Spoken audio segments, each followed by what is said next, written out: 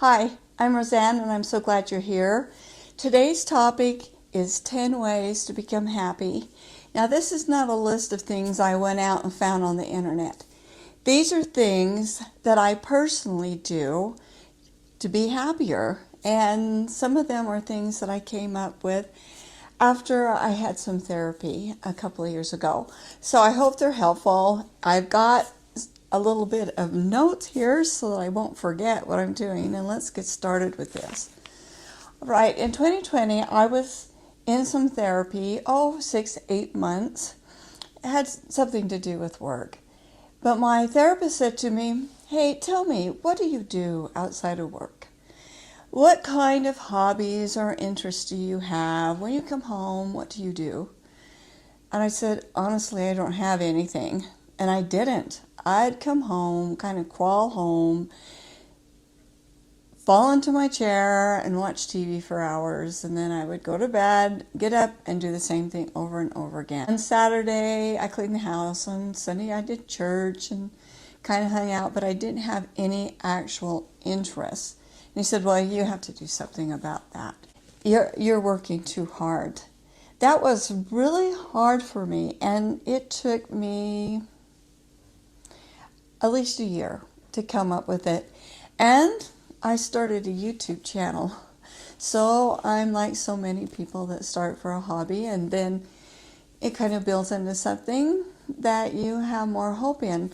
But I found out through my YouTube channel, and I'm talking about my main channel right now, Roseanne Paxman's Home, that I really love decorating my home. And I have a lot of fun doing it, and I do it my own way. I don't do it the way other people do, and it's really enjoyable for me. And it got me into doing things around the home. I started playing the piano again. I have a music degree, and it's really weird that I stopped playing the piano. But it led to me doing all kinds of things, and it actually led to me starting this channel because I really enjoy talking to people about these things. And I'm kind of isolated here. I don't have my job anymore, so I didn't have the chance to talk about things like this, and so this has become something that I enjoy doing. So if you don't have something, do some thinking and find something. It's so easy for us to get so stressed with life and so burdened down and feel so overwhelmed that we don't do anything just for us. So that's my thought on that one. The next one took me a long time to realize. A long time. But I have to stay away from negative media and TV shows and websites and things that just kind of leave me depressed and overwhelmed. And I'm not talking about cutting yourself off so much you don't know what's going on in the world. I'm just saying that for me, I had to stop obsessing about it and checking those things all day long. And I have to be really careful about social media. Like in YouTube, I really only watch things that uplift me or interest me or teach me something. Very little news. I do watch some news, but it's mostly, and then old movies, things that make me feel happier when I'm through. And I have to be careful with like Facebook and Instagram, that if I find myself getting too wound up and checking all the time, then I've even like uninstalled the apps from my phone for a while just to give me a breather. So that has been really critical to help me be happier so that I can focus on my own life and appreciating it a little bit better instead of comparing my life with other people. The next thing is that I had to build a habit, and I recommend this for you, to spend some time alone each day thinking and planning and reading positive thoughts, writing them down, just taking a moment to breathe. And you have to be careful. I'm not talking about you're going to take some time alone and think about all the things that are wrong in your life. No, you're going to take just a breather, because it is so easy just to get, running. You're just running. You're working hard. You're cleaning the house. You're doing this. And you're watching all this stuff on TV. And your mind is just spinning, spinning, spinning. And then you just start to feel more and more wound up. This is taking a little bit of time, even if it's just 10 or 15 minutes, to kind of go, okay, let me assess things a little bit here. For me, I pray and read the scriptures, read uplifting talks, books. I write down quotes and things that have been inspirational to me. I stick them to my wall. I have something I call a prayer corner in my room. And that's when sometimes I'll think things through and plan.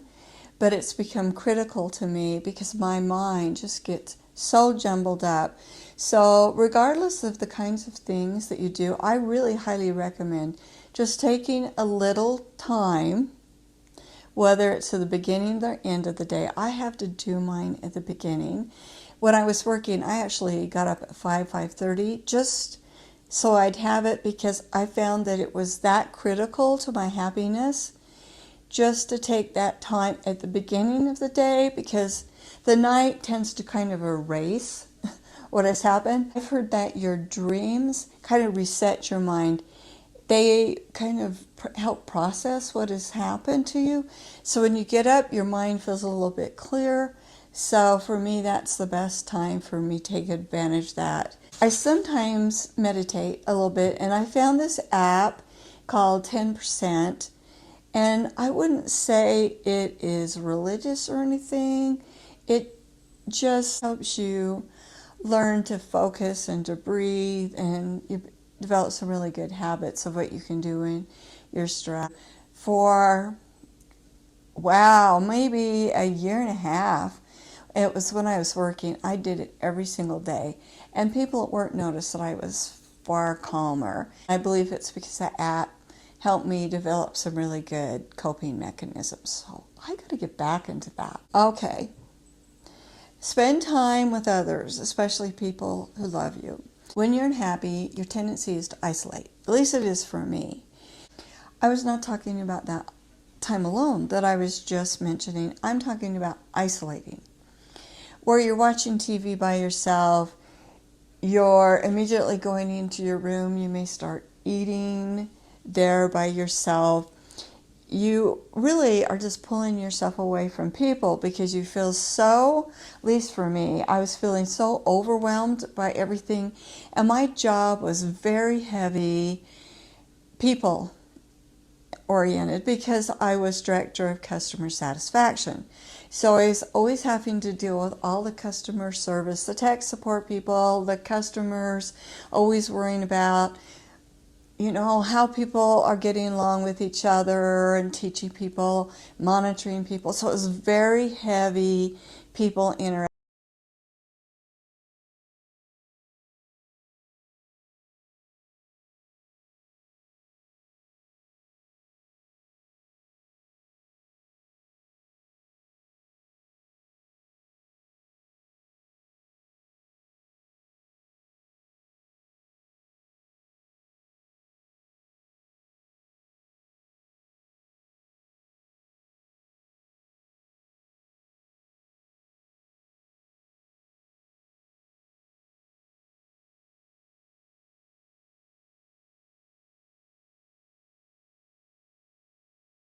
So I've learned it's not good to isolate, and I am coming more and more out of my room, spending time in my family room, in my living room, and working toward having everybody have family dinners together, spending time with my grandchildren, and it's really good. I'm happier, and they're happier because they really do want to spend time with me. Now, if you happen to be in a stage of life or situation where you don't live with other people, I would recommend that you find people to interact with.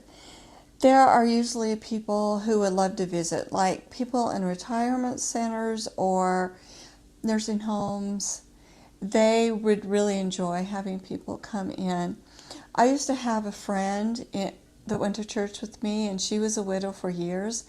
And she just loved it when I would take her to like a theater show, and she liked to have game nights, a book club or something, so she'd have that interaction for herself. And she learned to kind of make that for herself and invite people, and even talking to people on the phone or emailing with them or texting them. It's amazing how well you can get to know people through the internet.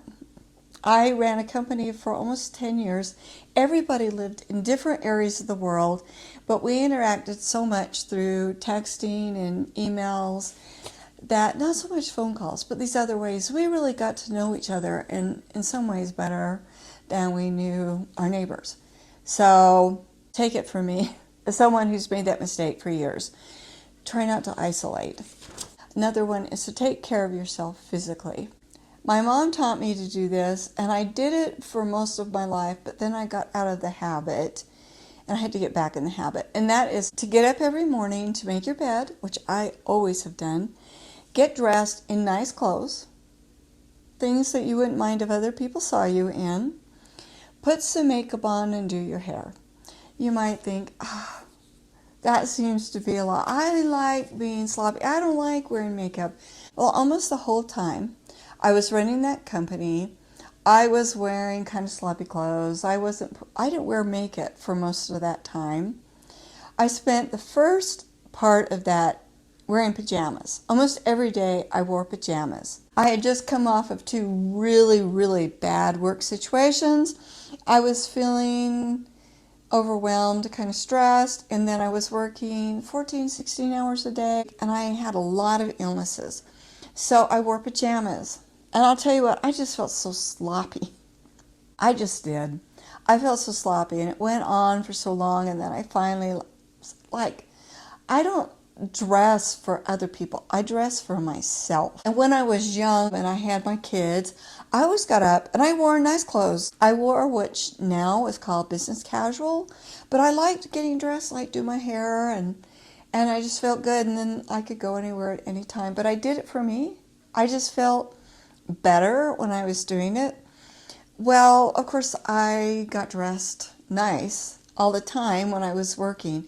Then when I got sick with COVID, I spent so long just being really sick, a long period of time where it was really hard for me to get a shower. But that was different. As soon as I started feeling better, I have found that I've migrated back into getting up, getting dressed, wearing business casual, except I wore jeans all the time, doing my hair, and I wear my makeup, and I even put lipstick on. Now, nobody's going to see me. It's made it convenient because I can make a video at any time without any special effort, but I'm doing it for me. And my husband's remarked, he thinks it looks nice, but I'm not doing it for him, I'm doing it for me, because it makes me feel better about myself. I look in the mirror, I don't see this face full of age spots and all scroungy, and my eyebrows are going gray, and I have no color in my eyelashes, and I just look really washed out and really, really tired. I look perky. And then when I look perkier, I feel like doing more. So you might want to consider trying that. The next one is to try to remain calm. Now, what I mean by that is there was a time in my life, and I know a lot of people, particularly since I was working, I was around so many people, and even people I know in my family and neighbors, any little thing that happens just is so dramatic. And they get so upset about everything, get so mad at the customers, or, this thing happened, or this broke, I dropped this, and they're just so upset all the time about every little thing. And I had learned to be calm. Having that company really taught me a lot, because I had to. I couldn't be in a constant state of upset because some customer had said something, or some failure had happened on a server or something. I just learned to go, well, okay, let's fix it. I remember one time I had an employee who made a huge, huge, huge mistake, and it cost me personally about, I don't know, $10,000 or $12,000. So it was a pretty big deal. And she was so worried I'd fire her. And I said, well, why would I do that? I've just paid all this money for you to learn to never make this mistake again. Well, she was just blown away by that. But I had arrived already at that point of, I just have to be calm and let it roll off my back and just go after it, because I had spent maybe the first year of running that company upset about everything. If there were any technical problems, oh, it was just terrible. Oh, and so stressed and stressed and stressed. You cannot live that way successfully. You can't be happy. If you're doing that, I can guarantee, if you can learn to take a breath and go, well, okay then, I'm going to fix that, or it's all right, things break, or... And something happened when my kids were little that started me on this path of going, whatever. I had this blue couch that I just loved. It was a really soft kind of corduroy. It was so comfortable, and we just really loved it. Well, one day when I wasn't watching, my two little boys, they were 4 years apart, and one was about 4, and I don't know how old they were, but they went in and jumped on that couch and broke it. And it couldn't be fixed. It cracked the wood, and it was just gone. I just felt so bad about that, but I didn't want to freak out and really yell at my kids. I just told them to get off, and I told them to leave the room. I took a big breath, and I realized my kids are more important than this couch. But then I did say, you are never ever allowed to jump on the couch or the bed, and that's been a rule with my kids and my grandkids. If I see anybody on the couch, they start to jump, it's off the couch. But I've learned to do it in a real calm way, and what was I going to do? I had to replace the couch just the way it was. Freaking out about it wouldn't do it. That was really good for me to learn, because kids are always doing damage. I have 2 grandkids to live with us, and they're always doing something. I know people used to come to me and say, oh, the customers want this or that, and so unfair, and I don't want to do this, and I did this terrible thing, and whatever. And I'd just be, okay, let's just take care of it. So you will be happier if you learn to do that. I can guarantee you. And this is pretty common, but it's something we often forget to do, and it's look for the little things to be grateful for. I mean, the big things are obvious. You got a family, you have a home to live in, you have a roof over your head, you have, your life, you have, for me, I have the gospel of Jesus Christ. That's really big in my life. Right now, I'm super grateful for my health, because it's been so bad for so long, and I've been feeling pretty good this last month, and I'm really, really grateful for it. But just little things, like I have these little, I'm looking at them right now. I have these little ceramic houses I got at Target last year. I have 4 white and 4 red, and I just love them. I think they're so cute. Well, the batteries had run out, and I wanted to have them light up for the Christmas season. So we had to go get batteries, which, by the way, are very expensive this year.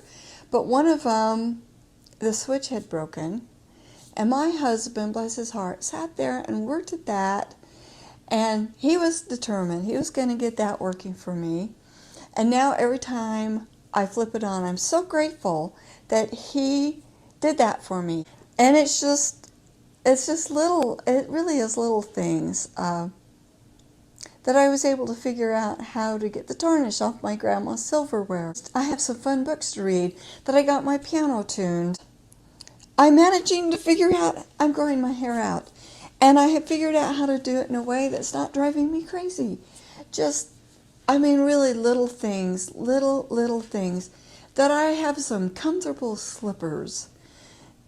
Just little things. If you make a list of those, or even remark to yourself, isn't that cool? I just love this little red picture I found at the thrift store for $3. What luck! I was there at the right time. I'm so grateful for that. If you're just having that little running conversation with yourself all day, noticing this or that or this or that you're grateful for, helps you be happier. The next one is to try to smile. Literally. Like, turn your lips up and smile. I have read that there is something that happens. It uses less muscles to smile, to more muscles to frown. So it is easier on, and you can feel it. If you smile now, you can feel what happens to your forehead. It kind of relaxes. But if you frown, it gets all tight here and everything. Well, I have this resting face of like that. When I was at work, I found out one of my friends who was a manager of a group said to them, oh, when she's going down the hall and if she looks like she's upset or ignoring you, she's not. She's just thinking really, really hard. Oh, I was kind of taken back by that. And if you ever want to learn about yourself, film yourself cleaning your house and decorating and cooking and stuff. You'll find out what you really look like from all angles, and you'll find out what your resting face is. You'll find out your mannerisms. At first it's kind of shocking, but then it gets kind of interesting because I see an awful lot of my father in me. But I've noticed that I have a resting face where I'm like thinking. It's my thinking face. But if I don't watch it, that's my face all the time. So I'm really trying to smile more. And when I look in the mirror, instead of kind of growling at myself, ooh, I wish I didn't have this or something, to smile at myself. Look at myself in the eyes and smile at myself. To make sure you're smiling at other people. And when you're walking around in the store, have a pleasant look on your face. It really does improve your mood to smile. So if you find yourself feeling kind of grumpy, see if you can make yourself smile. I mentioned I had long COVID, and I was really sick for a long time. I went to a cognitive therapist who didn't do therapy in I'm feeling sad. He did therapy in as teaching me to do things that would help me better. And one thing we noticed was that I didn't know how to pace myself. It's still really hard for me. I get going and I just want to keep going when I'm feeling well. But when you're recovering for something like that, you just can't do that. You've got to learn to pace yourself. You've got to learn to notice how you're feeling all the time. And when you start feeling that you're getting too tired or feeling overwhelmed, take a break. Take a 20, 30-minute break, whatever it is, to get yourself back together again. When you're learning to pace yourself, you have to accept that you can only do what you can do. When you feel tired, you have to quit. You can't do everything that you can think of or you'd like to do or you're guilting yourself into do. You have to pay attention to how you're feeling, because if you don't, you'll do too much and then you won't be able to do even what you could have done if you push yourself too much. And you have to learn to accept it. You have to learn to be okay with that. So if you can learn that and learn to pace yourself and accept what you can do and not let yourself live under this thundercloud of, I'm not doing enough, I should be doing more, you'll feel happier. So that was one of the best things that came out of long COVID. I'm one of those people who like to find the upside. And when I was at work, I was always doing that. Something would happen and I may be describing something that was unfortunate. I would almost always end with, well, on the upside, because I taught myself to do that. So, on the upside to long COVID, I learned to pace myself. I learned to accept myself more, and I learned to be a little happier. I'm certainly more grateful right now for all I've been able to do lately. So I'm going to tell a story on myself. You may or may not like me afterwards. You may or may not respect me afterwards. You may or may not recognize yourself. You may or may not want to admit this in yourself. But fortunately, I have admitted this to myself, and I am changing it. I've mentioned in other videos that I suffer from depression. I have been taking medicine since 2004. This has really helped me. I started taking it for my fibromyalgia, but it's had the nice side benefit of kind of evening me out, so I haven't had the depression. But even then, I'd gotten into this habit of not letting myself be happy.